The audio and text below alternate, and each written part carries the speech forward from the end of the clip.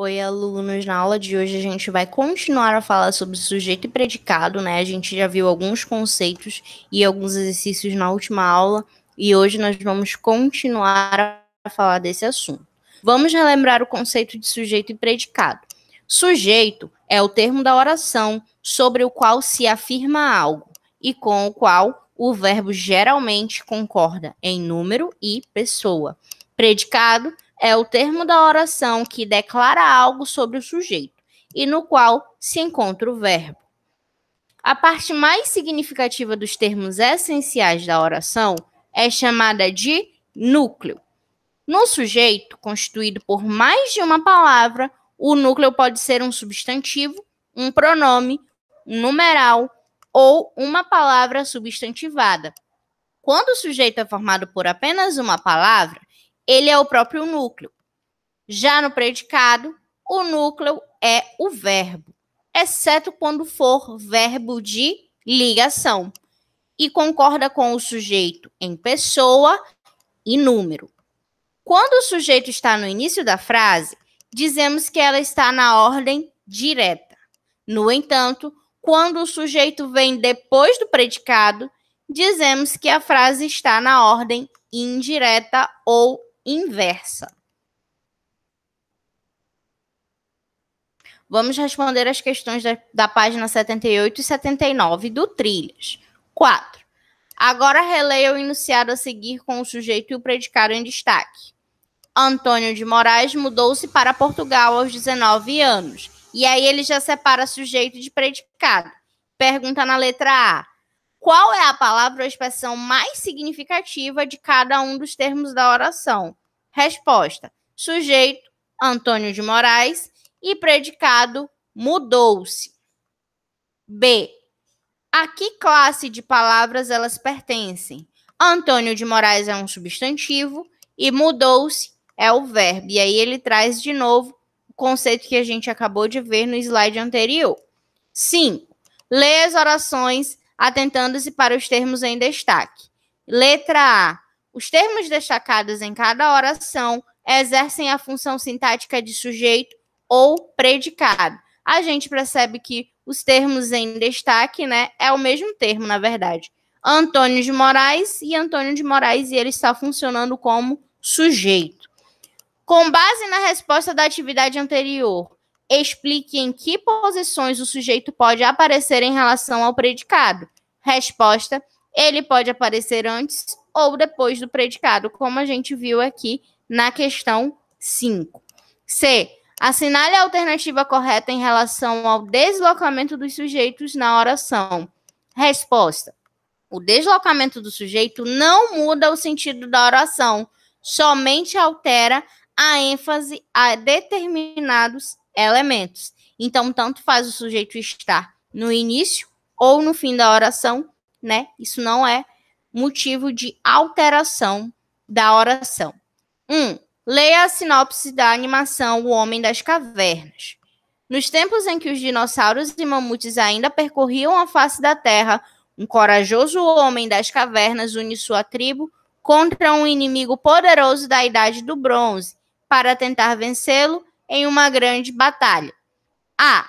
Qual é o objetivo de uma sinopse?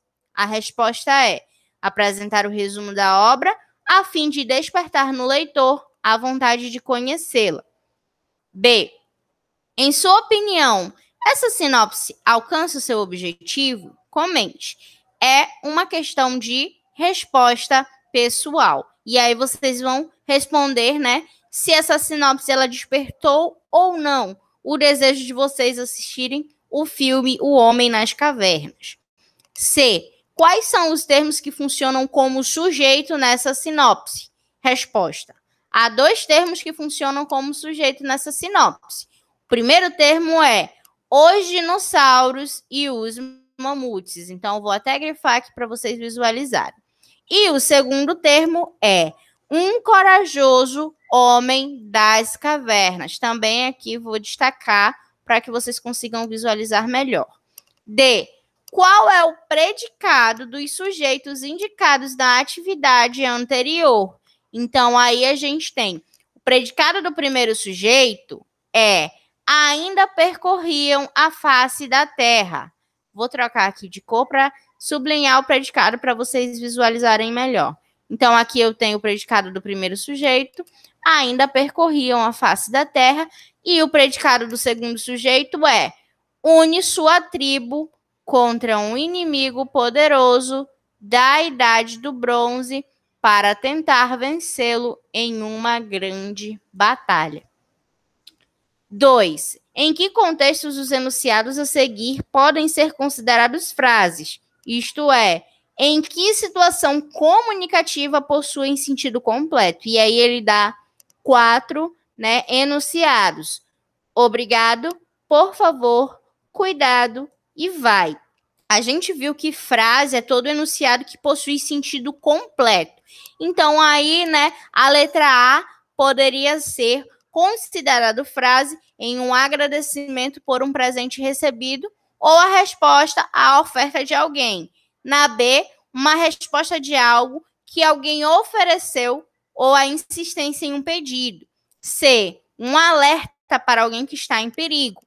D, um grito de um torcedor em um jogo de futebol.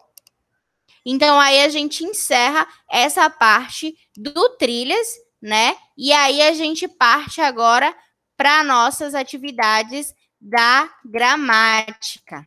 Então, aqui vou colocar na gramática, No capítulo 4, a gente trata dessa parte de predicado. 1. Leia beijos mágicos. E aí a gente tem um textinho. E ele pergunta: sublinhe os verbos e locuções verbais nesse trecho. E aqui a gente tem foram, foi fazer e apertou. B. Há quantas orações no trecho? Justifique. Resposta: há 3 orações porque há 2 verbos. Foram, apertou e uma locução verbal. Foi fazer. E aí ele traz aqui uma orientação que a oração se organiza em torno de um verbo ou uma locução verbal e possui, em geral, 2 termos, o sujeito e o predicado, como a gente acabou de ver. 2. Agora escreva o sujeito de cada uma das 3 orações da atividade 1, classificando-os. A. Elas, sujeito simples. B. Nanda, sujeito simples. O neném, sujeito simples.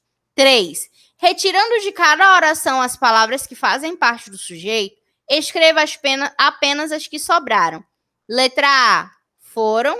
B, foi fazer carinho nele. E C, apertou o dedo dela tão gostoso. E aí ele traz o conceito de predicado. Predicado é a parte da oração que declara algo sobre o sujeito. A gente já viu isso anteriormente. Veja a análise dessas orações no gráfico. Então, aqui eu tenho a oração, que é formada por sujeito simples, mais predicado. E aqui no meio eu tenho o núcleo. Elas foram. Nanda foi fazer carinho nele. O neném apertou o dedo dela. Tão gostoso. Agora, marque a alternativa adequada. O verbo da oração pertence sempre ao predicado. A gente viu isso no nosso conceito ali no início da nossa aula. 5. Releia as orações e sublinhe os verbos e locuções verbais. Então, aqui já está sublinhado. Nasceu, vamos e ver. E aqui, viram. Complete o quadro com a análise do sujeito e do predicado. Na letra A, eu tenho o sujeito, que é seu irmãozinho. Ele é um sujeito simples. E o predicado é nasceu, Nanda. O sujeito, da letra B é o nós, porque ele é oculto, elíptico ou desinencial. Ele tem essas 3 classificações e a gente vai ver isso num futuro vídeo. E o predicado é vamos lá ver. Na letra C a mesma coisa, é o sujeito oculto, elas. E o predicado viram um neném muito pequenininho. 6. Leia e complete os esquemas com a pessoa verbal. Veja o exemplo. A. As meninas acharam graça. Então, qual é o meu sujeito simples? Ele está na terceira pessoa do plural e o meu verbo está na terceira pessoa do plural também. Na letra B, eu tenho um sujeito oculto na primeira pessoa do singular, eu, e o meu verbo também está na primeira pessoa do singular. C. O que você observa sobre a pessoa do verbo em relação ao sujeito? Sugestão de resposta: o verbo do predicado fica sempre na mesma pessoa em que está o sujeito. É aquilo que a gente falou. Ele sempre vai concordar em número e em gênero. 1. Leia. Letra A. Sublinhe os verbos das orações abaixo. Na oração 1, eu tenho bate. Na oração 2, viajam. Na 3, partem. Na 4, desconhecem. E na 5, reclama. B. Separe essas orações em sujeito e predicado. E aqui a gente já tem tudo bem separadinho, né? A primeira oração fica: a mãe bate a porta. 2. Os internautas simplesmente viajam. Aqui eu tenho um sujeito oculto, eles partem quando? Aqui eu também tenho um sujeito oculto, eles desconhecem a fome. E aqui eu tenho o pai reclama. 2. Releia o texto da atividade 1, prestando atenção nos verbos. Nesse texto, todos os verbos estão conjugados no presente. Letra B. Nesse texto, o tempo assinalado indica ações e fatos que costumam acontecer habitualmente. 3. Conjugue os verbos a seguir em todas as pessoas desse tempo, empregando o pronome pessoal adequado. E aí ele tem a conjugação do verbo bater e a conjugação do verbo reclamar. 4. Reescreva o trecho abaixo retirado do texto, mudando o tempo verbal. Então, aqui ele pede pretérito perfeito e aqui no futuro do presente. Escuta, fica escutou e escutará. Viajam, fica viajaram e viajarão. Partem, fica partiram e partirão. Voltam, voltaram e voltarão. Faça a correspondência. Então, aqui ele pede o modo verbal e o que é que esse modo indica. Então, o indicativo se encontra na letra A e ele indica certeza. Na letra B, eu tenho o modo imperativo, que indica ordem. E na letra C, eu tenho o modo subjuntivo, que indica dúvida. 6. Leia. A. Copie do texto as 3 orações em que se repete o verbo rodar. Então, aqui eu tenho roda mundo, roda viva e roda vento. B. Escreva e classifique o sujeito de cada uma delas. Na primeira oração eu tenho um sujeito simples, que é mundo. Na segunda oração também um sujeito simples, vida. Na terceira oração um sujeito simples, que é vento.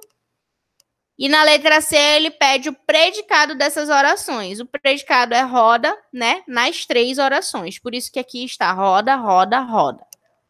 7. Observe o trecho. Roda mundo, roda viva, roda vento. E responda as questões. A. Que vem primeiro, o sujeito ou o verbo? O verbo, nesse caso, vem primeiro. Qual é a ordem? Direta ou inversa? A ordem é inversa.